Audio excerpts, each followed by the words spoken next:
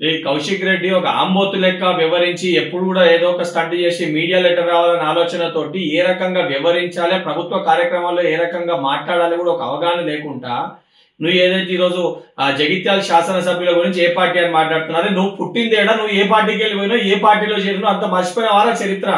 ఇవాళేదో మాట్లాడి ఏది పడితే నోటికి వచ్చినట్టు ఆంబోతు లేక మాట్లాడుతున్నావు.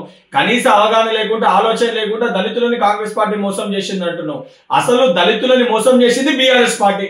దళితుని ముఖ్యమంత్రి చేస్తా అని చెప్పి, దళితులకి 3 ఎకరాల భూమి ఇస్తా అని చెప్పి దళితులను ఆగం చేసి ఎస్సీ కార్పొరేషన్ ఫండ్స్ చేయకుండా పూర్తి స్థాయిలో దళితుల్ని మోసం చేసిన ఒక పార్టీ బీఆర్ఎస్ పార్టీ. బీఆర్ఎస్ కే ఘనత దక్కుతుంది. సిగ్గుశరం లేకుంటే ఇలా మాట్లాడుతున్నావు. ఆఖరికి హుజరాబాద్ ఎన్నికల సమయంలో దళితులకు 2వ విడత దళిత బంధు రావాలంటే నీ ఓట్లేసి గెలిపిస్తేనే దళిత బంధు వస్తుందని చెప్పి మాట్లాడిన ఒక వ్యక్తిని నువ్వు సిగ్గుశరం లేకుంటే ఇలా మాట్లాడుతున్నావు. ఇప్పటికైనా నోరు అదుపులో పెట్టుకో కౌశిక్ రెడ్డి. ఒక ఎమ్మెల్యే లెక్క ప్రవర్తించు. ఒక వీధి రౌడీ లెక్క, గూండా లెక్క, అచ్చొచ్చిన ఆంబోతు లెక్క ప్రవర్తిస్తే రేపు పొద్దున నిన్ను కూడా ఇదే పరిస్థితి, రోడ్లపైన గుడ్డలు ఒడిసి కొట్టే పరిస్థితి వస్తుంది. ప్రపంచంలో ఏ మూల ఏ క్షణం ఏం జరుగుతుందో వేగంగా తెలుసుకోవడానికి తొలి వెలుగు వాట్సాప్ ఛానల్ని ఫాలో చేయండి.